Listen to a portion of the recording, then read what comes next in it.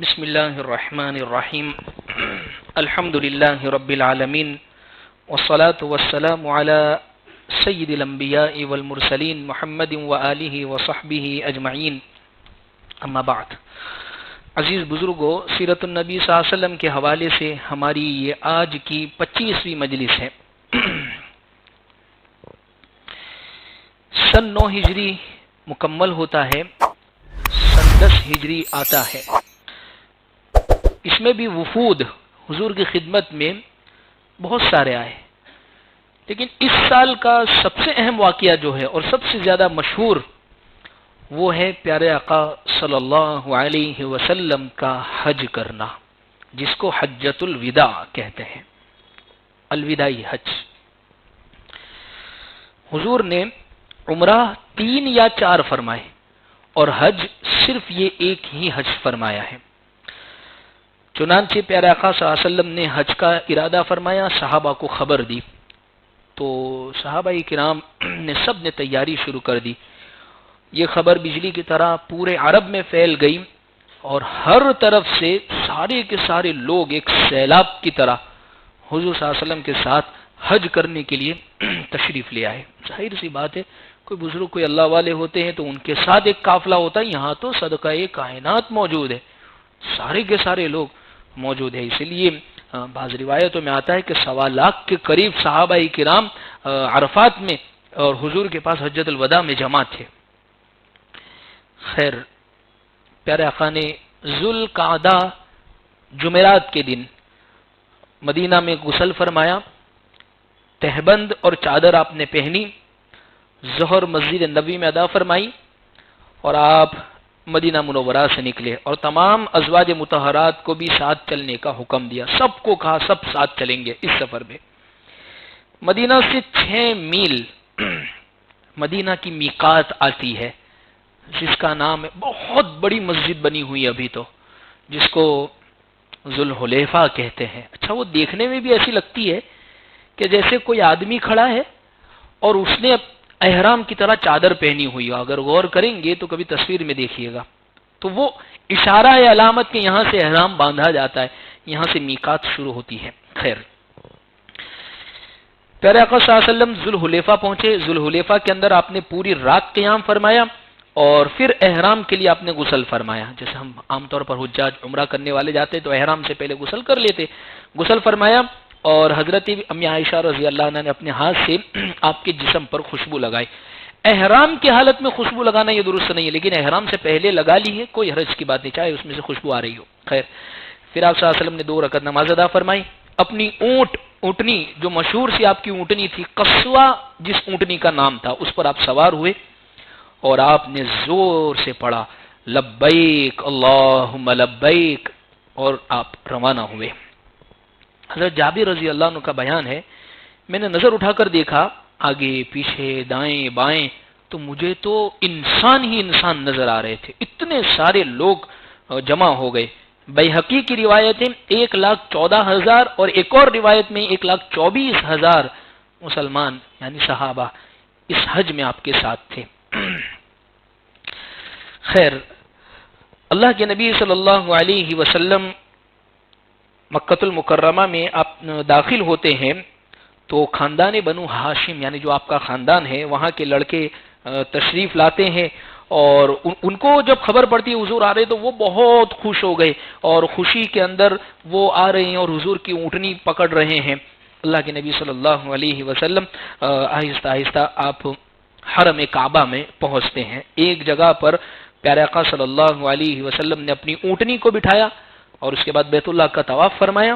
حجر اسود کے بوسے سے شروع کیا اور پھر اسی پر ختم فرمایا اور صحابہ سے یہ فرما رہے تھے حضور اس سفر کے اندر، خذوا عنی مناسککم، مجھ سے حج کے مسائل سیکھ لو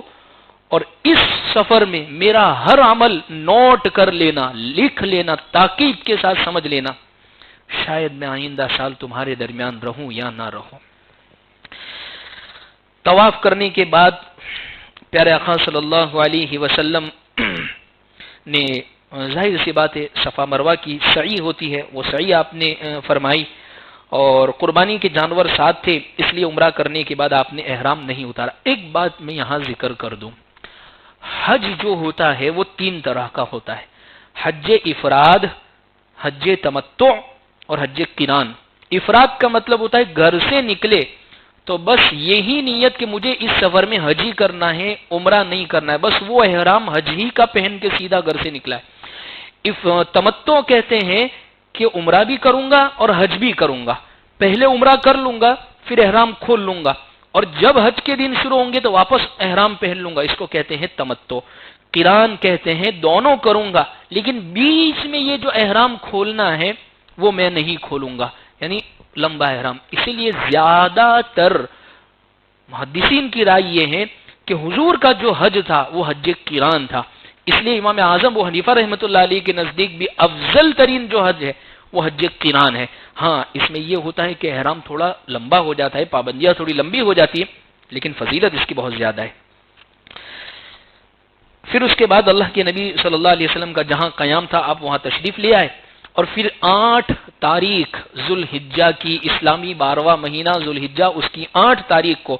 آپ مینا میں تشریف لے گئے، اور مینا میں آپ نے ظہر، عصر، مغرب، عشاء اور 9ویں تاریخ کی فجر کی نماز ادا فرمائی۔ پھر اس کے بعد یہاں کی فجر پڑھنے کے بعد اللہ کے نبی صلی اللہ علیہ وسلم عرفات کے لیے روانہ ہوئے، اور وہاں جیسے آج کل مسجد نمرہ جہاں پر بنی ہوئی ہے وہیں پر حضور کا خیمہ تھا عرفات کے میدان میں، وہاں آپ نے خطبہ دیا، میں آگے ذکر کروں گا کون یہ بڑا جامع، اس سفر کی ساری باتیں اتنی زبردست ہیں کہ ہمارے دلوں پر لکھنے کے لائق ہے، ویسے تو حضور کی ہر بات لکھنے کے لائق۔ خیر، پھر اللہ کے نبی صلی اللہ علیہ وسلم عرفات پہنچے، عرفات پہنچ کر آپ نے ایک جگہ خطبہ دیا اور آپ نے ظہر اور عصر کی نماز اکٹھے پڑھی، ظہر کے وقت میں ظہر اور عصر کی نماز ایک ساتھ پڑھ لی ظہر کے وقت ہی میں۔ خیر، پھر جبل رحمت جو پہاڑ بنا ہوا ہے اس کے نیچے آپ تشریف لائے، اور وہاں پر آپ دعا فرماتے رہے، اور اسی درمیان میں قرآن کی آیت نازل ہوئی، الیوم اکملت لکم دینکم واتممت علیکم نعمتی ورضیت لکم الاسلام دینا، آج ہم نے تمہارے اوپر دین کو مکمل کر دیا ہے، تمہارے لیے اپنی نعمت پوری کر دی ہے، اور تمہارے لیے اسلام کو ہم نے بطور دین کے پسند کیا ہے۔ حضرت یہودی کہتے تھے کہ کتنی بڑی کتنی اونچی آیت ہے، اگر ہمارے اوپر اترتی ہم تو اس دن کو عید کا دن بنا لیتے۔ حضرت عمر نے فرمایا یہ عید کے دن ہی اتری ہے، اس لیے کہ جس دن یہ آیت اتری وہ جمعہ کا دن تھا، ظاہر سی بات ہے جمعہ مسلمانوں کی عید، اور وہ جو دن تھا وہ 9 ذی الحجہ تھا یعنی عرفات، اور 9 ذی الحجہ تو حاجیوں کے لیے عید کا دن ہے، اس سے بڑھ کر تو ڈبل عید تھی مسلمانوں کی۔ یہ آیت اتری یا اذا جاء، تو حضرت ابوبکر صدیق بہت روئے۔ کیوں روئے؟ صدیق تھے، آپ کے جانشین تھے، آپ کے خلیفہ تھے، آپ کے محبوب تھے، آپ کے چہیتے تھے، وہ سمجھ گئے جب دین مکمل ہو گیا، جب اللہ اپنے نبی کو ایک مشن لے کر بھیجتے ہیں، جب وہ مکمل ہوتا ہے تو اللہ پھر اپنے انبیاء کو اپنے پاس واپس بلا لیتے ہیں، تو حضرت ابوبکر صدیق بہت روئے۔ خیر، تو یہاں ظہر اور عصر ادا فرمائی، لہذا حاجی کے علاوہ اگر کوئی بھی شخص ظہر کے وقت میں اگر عصر پڑھ لیتا ہے، جیسے آج کل اگر کسی کا ارادہ ہو تو ظہر کے ٹائم پہ ہی عصر پڑھ لی، تو اس کی نماز نہیں ہوگی، یہ صرف حاجی کی خصوصیت ہے۔ پھر اس کے بعد پیارے آقا صلی اللہ علیہ وسلم عرفات سے روانہ ہوئے، اور عرفات میں سے روانہ ہونے کے بعد آپ مزدلفہ پہنچے ہیں۔ راستے میں مغرب کی نماز کا وقت آیا لیکن آپ نے نہیں پڑھی، کہا سب تاخیر کر کے لیٹ کر کے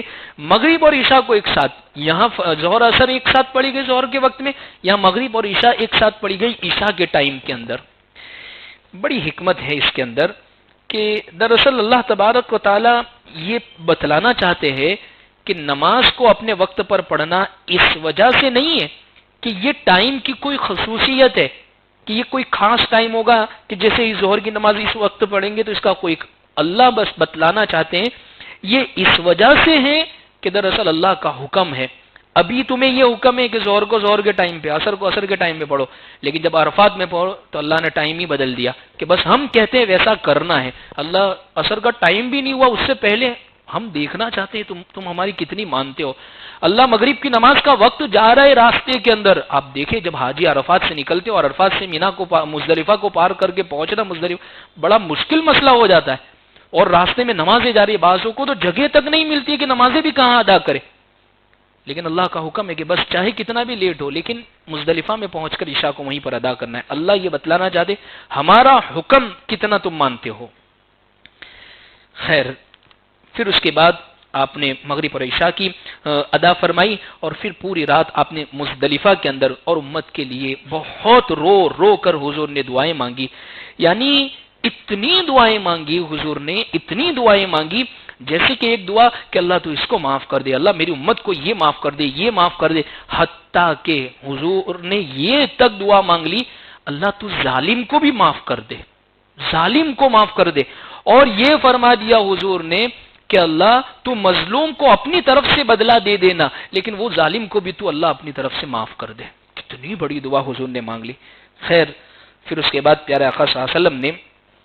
فجر کی نماز کو اول وقت میں ادا فرمایا اور وقوف مزدلفہ جو اصل جو وقوف ہے وہ فجر کی سفیدی جب تک نظر نہیں آ جائے وہاں تک مزدلفہ میں ٹھہرنا ہے. جیسی ہی سفیدی نظر آ گئی وقوف پورا ہو گیا تو اس کے بعد پیارے آقا صلی اللہ علیہ وسلم مینا تشریف لائے. اور مینا تشریف لانے کے بعد شیطان وہیں پر ہے. جمرہ عقبہ ہے، وسطی ہے، صغرا ہے، یعنی بڑا جمرہ، بڑا شیطان، بیچ والا شیطان اور چھوٹا وہ شیطان ہے نہیں ہے وہاں پہ. بہت سارے حجاج کرام جاتے اور تلاش کرتے کہ دکھتا نہیں ہے. بہت دنوں تک حیران کیا اس نے، لاؤ اب تو چپلیں بھی اتار کر مارے. کنکری جو حکم ہے بس وہی حکم ہے کہ بس کنکری ماننی ہے اور وہ بھی انگوٹھے اور شہادت کی انگلی کے درمیان میں، اور اس کو بہت کھینچ کھینچ کے ٹاک کے نہیں ماننی، بس ایسے ہی مارنی، بس وہ اندر گر جاوے. وہ دیوار کو نہیں بھی لگے گی لیکن اندر کھانے میں گر جائے گی کھڈے میں تو آپ کی کنکری ادا ہو جائے گی. حضور تشریف لائے، سب سے پہلے بڑے شیطان کی رمی فرمائی اور آپ پھر قربان گاہ تشریف لے گئے جانور کو ذبح کرنے کے لیے. اور آپ نے وہاں پر قربانیاں ادا فرمائی. 100 اونٹوں کی قربانی حضور نے کی. 63 اونٹ آپ نے اپنے ہاتھ سے ذبح کیے اور باقی حضرت علی رضی اللہ عنہ کو فرما دیا کہ آپ ان کو ذبح کر لیجئے. روایتوں میں آتا ہے اونٹ آگے بڑھ بڑھ کے اپنی گردنوں کو یوں ڈال رہے تھے حضور کے سامنے، یعنی ان میں حریفائی یہ ہو رہی تھی کہ میں حضور کے ہاتھوں سے پہلے ذبح ہونا چاہتا ہوں. جانوروں کو بھی نبی سے بڑی محبت تھی. اس کے بعد حضور مکہ المکرمہ تشریف لائے اور طواف زیارت، حج کا عظیم فرض طواف زیارت کرنا، فرض طواف جس کو کہتے ہیں، وہ آپ نے ادا فرمایا. حج میں 2 کام کر لیے تو حج ادا ہو جائے گا. یہ 2 کام کی کمیاں کہیں بھی پوری نہیں ہوگی. باقی جتنی بھی کمی ہوئی وہ کسی بھی طریقے سے بکرا دے کر اونٹ دے کر وہ پوری ہو جائے گی، لیکن یہ 2 کام بڑے ہیں ہمیں، طواف زیارت اور وقوف عرفات، تھوڑی دیر کے لیے بھی پہنچنا عرفات میں. خیر، پھر اللہ کے نبی صلی اللہ علیہ وسلم مینا تشریف لائے اور یہاں پر 3 راتیں آپ نے گزاری. اور پہلی رات اور 2 راتیں طواف زیارت کرنے کے بعد مینا کے اندر یہ گزارنا مسنون ہے. خیر،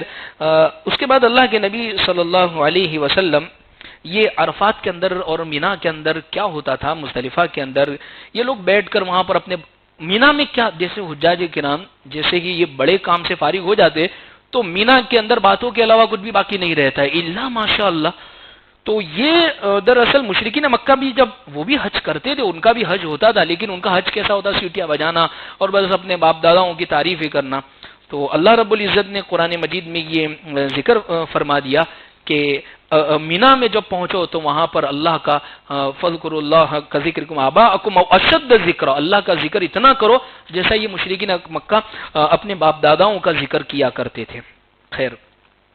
تو اللہ کے نبی صلی اللہ علیہ وسلم نے طواف زیارت ادا فرمایا اور طواف زیارت ادا فرمانے کے بعد پیارے آقا صلی اللہ علیہ وسلم نے قربانی بھی فرما دی ہے جیسا میں نے ذکر کیا. اور اس کے بعد آپ نے اپنے بال مبارک کو بھی یعنی حلق کروایا، حضور نے سر کے بال اتروائے اور حضرت معمر بن عبداللہ کے سامنے حضور ایسے بیٹھے اور اپنے سارے بال اتروا دیے. اور لکھا ہے کتابوں میں کہ کچھ بال حضور نے حضرت ابو طلحہ انصاری کو دیے اور باقی جتنے بھی بال بچے وہ سب مسلمانوں میں تقسیم فرما دیے. پیارے آقا صلی اللہ علیہ وسلم نے سب کے اندر بانٹ دیے. بعض روایتوں میں ایسا بھی ملتا ہے غالباً حضرت عمر یا حضرت خالد بن ولید کے بارے میں کہ وہ اپنی ٹوپی کے اندر پیارے آقا صلی اللہ علیہ وسلم کا بال، یا کسی اور صحابی کے متعلق لکھا ہے کہ وہ بال مبارک رکھتے اور جس میں شریک ہوتے تھے اللہ ان کو فتح عطا فرما دیتے. جیسے میں ایک بات ذکر کروں، بال کی بات آ گئی، منہ مبارک جس کو کہتے ہیں نا، منہ مبارک یعنی آپ کے بال مبارک، اگر اس کی صحیح سند ہے ہمارے پاس کہ یہ حضور صلی اللہ علیہ وسلم ہی کے بال ہے، تو دیکھیے اس میں پھر اگر انکار اگر کوئی کرتا ہے، کوئی یوں کہتا ہے کہ نہیں یہ تو غلط ہے، اس کے پاس سند ہے، تو پھر اس شخص کے ایمان کا خطرہ ہے۔ لیکن اگر سند نہیں ہے، جیسے کہ بہت ساری جہاں جاتے ہیں منہ مبارک کی دیدار ہو رہے، جہاں جا رہے منہ مبارک کا دیدار ہو رہا ہے، تو بھئی اتنے سارے مطلب کس طریقے پوری دنیا کے اندر اگر صحیح سند کے ساتھ موجود ہے تب تو ٹھیک ہے۔ خیر، اس کے بعد اللہ کے نبی صلی اللہ علیہ وسلم زمزم کے پاس تشریف لائے، اور آپ نے خاندان عبد المطلب کے لوگوں کو دیکھا کہ وہ حاجیوں کو زمزم پلا رہے تھے، تو حضور نے فرمایا میرا بھی دل یہ چاہتا ہے میں اپنے ہاتھ سے زمزم نکالوں، میں اپنے ہاتھ سے پیوں، لیکن میرا طریقہ تو میری امت میں چلنے والا ہے، اگر میں یہ کروں گا تو لوگوں میں گتھم گتھا ہو جائے گی، یہاں بھیڑ لگ جائے گی، لہذا اللہ کے نبی صلی اللہ علیہ وسلم ایک طرف کھڑے رہے، حضرت عباس رضی اللہ عنہ کو فرمایا کہ مجھے زمزم پلاؤ، اور حضور نے خوب پیٹ بھر کر زمزم کو پیا۔ اسی لیے تو لکھا ہے کہ زمزم ایسا پانی ہے کہ وہ پیٹ بھر کے سیراب ہو کے خوب پیا کرو، منافق جو ہوتا ہے وہ اس کو پیٹ بھر کر نہیں پیتا ہے، لہذا زمزم خوب سیراب ہو کر پینا چاہیے۔ پھر اس کے بعد اللہ کے نبی صلی اللہ علیہ وسلم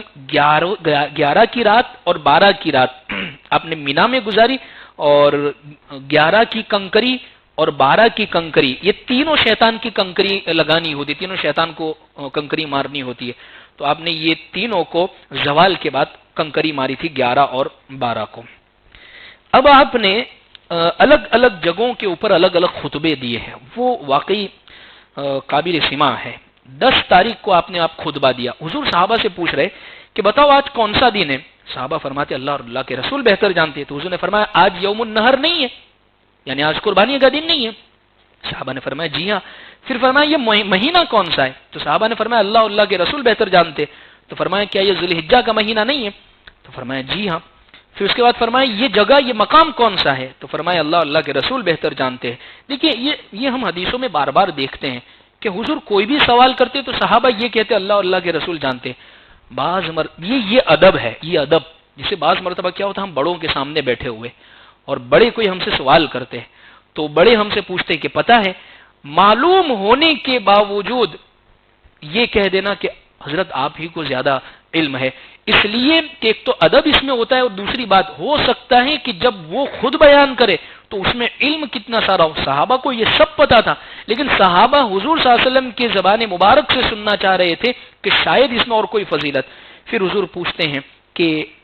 جس طرح یہ دن آج کا کتنا احترام والا، یہ جگہ کتنی احترام والی، یہ مہینہ کتنا احترام والا، اسی طریقے سے لوگوں تمہارے آپس کے خون، تمہاری آپس کی عزتیں، تمہارے آپس کے مال اس سے بھی کہیں زیادہ اللہ کے نزدیک احترام والی ہے۔ اس لیے فرمایا خبردار میرے بعد کفر کی طرف مت لوٹ جانا، ایک دوسرے کے در پہ مت ہو جانا، ایک دوسرے کے خون کے پیاسے مت ہو جانا۔ اور اسی درمیان میں آپ نے یہ بھی دعا فرمائی یا ایھا الناس ان ربکم واحد، اے لوگو تمہارا پروردگار ایک ہے، تم سب کا باپ ایک آدم ہے، کسی عرب کے رہنے والے کو غیر عرب پر کوئی فضیلت نہیں، نہ کسی عجمی کو عربی پر کوئی فضیلت نہیں، کسی گورے کو کالے پر کوئی فضیلت نہیں ہے، کسی سرخ کو کالے پر کوئی فضیلت نہیں، سب سے عزت والا اللہ کے نزدیک وہ ہے جو اللہ سے سب سے زیادہ ڈرنے والا ہو۔ آپ اندازہ لگائیے، بعض مرتبہ خاندان کی شرافت، عہدے کی عزت کی وجہ سے ہم یہ سمجھتے ہیں کہ ہم چو دنگرے نیز، ہمارے جیسا تو کوئی دوسرا ہے ہی نہیں۔ حضور نے فضیلت کی یہ بات ارشاد فرما دی، اللہ سے جتنا زیادہ جو ڈرنے والا ہوگا وہ اللہ کے نزدیک اتنا زیادہ معزز ہوگا۔ یعنی سب کے درمیان میں حضور نے برابری قائم کر دی۔ اسی کا اثر ہے کہ نماز کے اندر ایک فقیر، ایک غریب، ایک تنگ دست، وہ اگر پہلے آیا تو وہ پہلی صف میں کھڑا رہے گا، چاہے کتنا ہی بڑا بجوپتی وہ پیچھے کھڑا رہے گا کیونکہ وہ لیٹ آیا۔ یہ ہماری مساوات ہے اسلام کی کہ سب کو برابر رکھا گیا ہے۔ تو الغرض عزیز بزرگ، اللہ کے نبی صلی اللہ علیہ وسلم نے معزز اور یہ تمام کی فضیلتیں بیان فرما دی۔ اس کے بعد حضور نے ایک خطبہ دیا اور فرمایا کہ کان کھول کر سن لو، انی فرطکم علی الحوض وانی مکاثر بکم الامم، کہ میں آخرت میں حوض کوثر پر تمہارا انتظار کروں گا، اور فرمایا کہ تمہارے ذریعے سے میں دوسری امتوں پر فخر کروں گا۔ ایک روایت میں ہے کہ حضور فرماتے ہر نبی کا ایک حوض ہوگا، میرا حوض جو ہوگا وہ سب سے بڑا ہوگا، جس کی لمبائی چوڑائی سینکڑوں میل تک ہوگی، اور فرمایا کہ اس میں سے پینے کے لیے کٹورے اتنے زیادہ ہوں گے جیسے آسمانوں کے تارے نظر آتے ہیں کہ جس کو شمار نہیں کر سکتے۔ میں وہاں اپنی ہر امت کو اپنے ہاتھ سے پانی پلاؤں گا۔ کیا منظر ہوگا۔ پھر اس کے بعد صحابہ نے بہت اچھا سوال کیا، یا رسول اللہ، قیامت میں تو بہت ساری امتیں جمع ہوگی، پوری دنیا ہوگی وہاں یہ کیسے پتا چلے گا کہ یہ امت محمدیہ کا آدمی ہے، یعنی آپ کی امت کا ہے؟ ہمارے اور حوض پر دوسرے لوگ یہ سوچ کر نہ آ جاوے کہ یہ اچھا اور خوبصورت ہے، اس لیے یہاں لائن میں لگ جاؤ، جیسے ہوتا ہے نا بس۔ تو حضور نے فرمایا کہ یہ بتاؤ، اگر کسی کے گھوڑے ایسے ہو کہ ان کے ہاتھ پیر بالکل سفید ہو اور وہ کالے گھوڑوں میں مل جاوے تو دور سے پہچانے جائیں گے یا نہیں جائیں گے؟ یعنی کالے گھوڑوں کے اندر سفید گھوڑے کھڑے ہو جاوے تو سفید گھوڑے الگ سے دکھیں گے کہ نہیں؟ فرمایا بالکل۔ تو حضور نے فرمایا یہی میری امت کی پہچان ہے کہ ان کے وضو کے جو اعضاء ہے، یعنی جو وضو میں جو چہرہ ہاتھ پیر دھوتے ہیں، وہ کل قیامت کے دن ایسے چمکیں گے کہ وہ سب سے الگ اور سب سے ممتاز نظر آ جائیں گے۔ اس کے بعد حضور نے فرمایا کہ اچھی طرح سن لو، میں حوض پر تمہارا انتظار تو کروں گا، تمہارے ذریعے امتوں پر فخر تو ہوگا، لیکن تم اپنے نامہ اعمال کالے کر کے مجھے وہاں رسوا مت کرنا، مجھے وہاں رسوا مت کرنا، امتوں کے سامنے مجھے رسوا مت کرنا۔ فلا تسودوا وجہی، یہ ایسا جملہ ہے کہ آدمی پکڑ کر، یعنی گویا اس کو جھنجھوڑا جاتا ہے، جیسے ہوتا ہے نا بعض مرتبہ ایک بیٹا کوئی غلط کام کر کے آیا تو باپ اس کی بوچھی پکڑ کے کہتا ہے تو نے میری خاندان میں پورے محلے کے اندر ناک کٹوا دی۔ حضور یہ فرما رہے ہیں سب امتوں کے سامنے دیکھنا میری او امت، رسوا مت کرنا۔ ایک واقعہ لکھا ہے ایک کتابوں کے اندر کہ ایک شخص ایک جگہ پر، دہلی کا یہ واقعہ ہے غالباً، کہ ایک شخص نے ایک جگہ پر چور تھا، تو اس نے، جیسے دہلی میں آتے ہیں بہت سارے سیاح گھومنے والے، تو ایک جو سیاح گھومنے آیا تھا فورینر، اس کا پرس مار لیا، اور اس کے بعد مارنے کے بعد اس کے دل میں کوئی عجیب بات پیدا ہوئی، وہ گیا اور واپس جا کر اس کو پرس دیا گیا۔ اس کا جو مالک تھا کہا کہ بہت بڑا ہاتھ لگا تھا، ڈالر پاؤنڈ لگے تھے ہاتھ، کیوں دے کر آ گیا؟ کہا مجھے کل قیامت کے دن حضور صلی اللہ علیہ وسلم کی بات یاد آ گئی، کہیں ایسا نہ ہو یہ شخص حضرت عیسیٰ علیہ السلام کا امتی ہے، کل قیامت کے دن میرے نبی کو کہیں ان کے نبی کے سامنے رسوا نہ ہونا پڑ جاوے، بس میں نے اسی لیے اس کے پرس کو واپس کر دیا۔ حضور یہی تو فرما رہے ہیں یہاں پر کہ مجھے رسوا مت کرنا۔ پھر اس کے بعد پیغمبر صلی اللہ علیہ وسلم صحابہ کے واسطے سے ہم سے یہ فرما رہے ہیں، حضور تو فخر کرے کہ یہ نمازی ہو، یہ پرہیزگار ہے، لیکن ہم میں اگر کوئی بدعمال بدکردار نکل جائے تو کتنا برا اثر پڑے گا۔ اس لیے ہمیں اپنے دل پر ہاتھ رکھ کر سوچنے کی ضرورت ہے کہ حضور صلی اللہ علیہ وسلم یہ پوری سیرت اب تک کی گزری، یعنی آپ کے لیے یہ فرمایا گیا کہ آسمان سے دسترخوان اتر سکتے ہیں، احد پہاڑ آپ کے ساتھ چل سکتا ہے، لیکن حضور صلی اللہ علیہ وسلم نے یہ فرمایا کہ میں ایک دن روزہ رکھوں گا، ایک دن کھاؤں گا، اور اللہ کا شکر، لیکن حضور نے ہر جگہ پر اپنی امت کے لیے مانگا۔ مدینہ کی مسجد آج تک گواہ ہے، یہ حج کا سفر گواہ ہے کہ امت کو کبھی بھی نہیں چھوڑا۔ اس لیے ان چیزوں پر ہمیں توجہ کی ضرورت۔ اس کے بعد آپ نے فرمایا جب میں حوض پر رہوں گا تو دور سے پتا چلے گا یہ میری امت ہے، مگر سیکیورٹی والے فرشتے انہیں میرے حوض کوثر پر سے بھگا دیں گے۔ آ تو رہے ہوں گے میرے امتی ہے، لیکن سیکیورٹی کے فرشتے ان کو دھکا دے دے کر بھگا دیں گے، تو میں ان سے کہوں گا کہ صحابی یہ میرے لوگ ہیں، یہ میرے لوگ ہیں، وہ فرشتے ان کا راستہ چھوڑ دو۔ فرشتے کہیں گے یا رسول اللہ آپ کے دنیا سے رخصت ہونے کے بعد آپ کو نہیں پتا ہے ان لوگوں نے کتنی بدعتیں، کتنے گناہ اور کتنی زیادہ رسوا کن باتیں کر دی۔ حضور صلی اللہ علیہ وسلم اپنی زبان سے فرمائیں گے سحقا سحقا لمن بدل بعدی، ان لوگوں کو دھکا مار کے یہاں سے ان کو دور کر دو میری نظروں کے سامنے سے۔ اگر حضور نے وہاں دھکا دے کر اگر اپنی نظروں سے دور کر دیا تو کون سا سہارا ہوگا ہمارے لیے پھر؟ اس لیے غور کرنے کی بات ہے۔ اس لیے عزیز بزرگوں، پھر اسی خطبے کے اندر اللہ کے نبی صلی اللہ علیہ وسلم جتنی باتیں فرما رہے، ہر جگہ صحابہ کو پوچھ رہے الا هل بلغت، الا هل بلغت، میں نے پہنچا دیا کہ نہیں پہنچا دیا؟ تم سب سن رہے ہو میں نے پہنچا دیا کہ نہیں پہنچا دیا؟ سب نے کہا کہ اللہ آپ نے پہنچا دیا۔ پھر آسمان کی طرف انگلی اٹھائی آپ نے اور فرمایا اللہم اشہد، اللہم اشہد، اے اللہ تو گواہ رہنا کہ میں نے یہ پہنچا دیا ہے۔ پھر آپ نے یہ اعلان فرما دیا کہ امت کے لوگوں سن لو، میں تمہارے درمیان دو چیزیں چھوڑ کر جا رہا ہوں، اگر تم انہیں مضبوطی سے پکڑ رہے ہو تو تمہیں اپنی جگہ سے کوئی نہیں ہلا پائے گا، ایک اللہ کی کتاب اور ایک میری سنتیں، یعنی جو اللہ کی کتاب پر عمل کرے گا اور میری سنتوں کو پکڑ لے گا تو دنیا کی کوئی طاقت اسے گمراہ نہیں کر سکتی ہے۔ یہ سب اعلانات مینا، عرفات، مزدلفہ، جہاں جہاں موقع، جہاں جہاں مجمع، حضور صاحب، اچھا عجیب بات، کوئی تخت شاہی تھوڑی لگا تھا حضور کے لیے، کوئی مائک کا انتظام ہوا ہو کہ وہاں پر آپ زور سے خطبہ دے کر، ایک تو حضور اونٹنی پر بیٹھ کر خطبہ دے رہے، وہی آپ کا تخت، سادگی دیکھیے، دنیا عالم کے بادشاہ کی سادگی دیکھیے۔ اور دوسری بات، اللہ نے ایسا معجزہ کہ حضور یہاں فرماتے سب صحابہ ایسا سن رہے تھے جیسے ہر ایک کے پاس اسپیکر لگا ہوا، یہ آپ کا معجزہ ہے۔ خیر، اس کے بعد اللہ کے نبی صلی اللہ علیہ وسلم مکۃ المکرمہ تشریف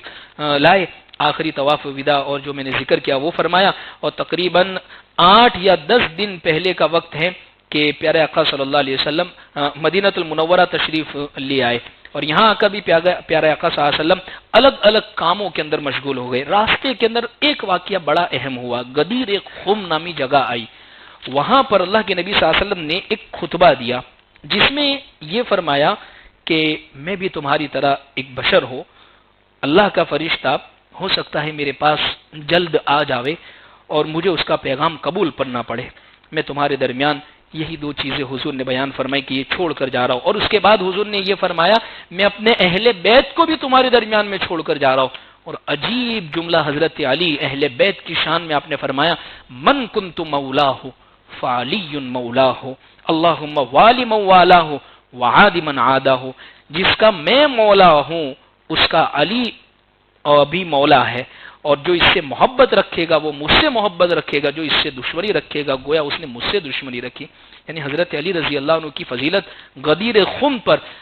یہ حضور نے کیوں بیان فرمایا؟ اصل میں یمن کے کچھ لوگ آئے تھے، ایک روایت میں تذکرہ اس کا کہیں ملتا نہیں ہے، بخاری کے اندر ایک اشارہ ملتا ہے اتنا کہ حضرت علی رضی اللہ عنہ نے اپنے اختیار سے اس سفر میں کوئی کام کیا تھا، یمن کے کچھ لوگوں کو یہ چیز پسند نہیں آئی، انہوں نے حضور کی شکایت کی، تو حضور صلی اللہ علیہ وسلم نے حضرت علی رضی اللہ عنہ کی فضیلت سب کے سامنے بیان فرما دی کہ علی کا مقام میرے نزدیک یہ ہے۔ خیر، یہ پورا راستے سے سفر طے کرتے ہوئے اللہ کے نبی صلی اللہ علیہ وسلم مدینہ المنورہ واپس پہنچے، اور پھر سن 11 ہجری جو آتا ہے وہ سال صحابہ کے لیے نہیں، پوری عالم انسانیت کے لیے بہت دردناک سال تھا۔ انشاءاللہ کل آئندہ اس کا تذکرہ کریں گے، اور انشاءاللہ کل ہماری یہ مختصر سیرت النبی مکمل ہو جائے گی۔ وآخر دعوانا الحمدللہ رب العالمین۔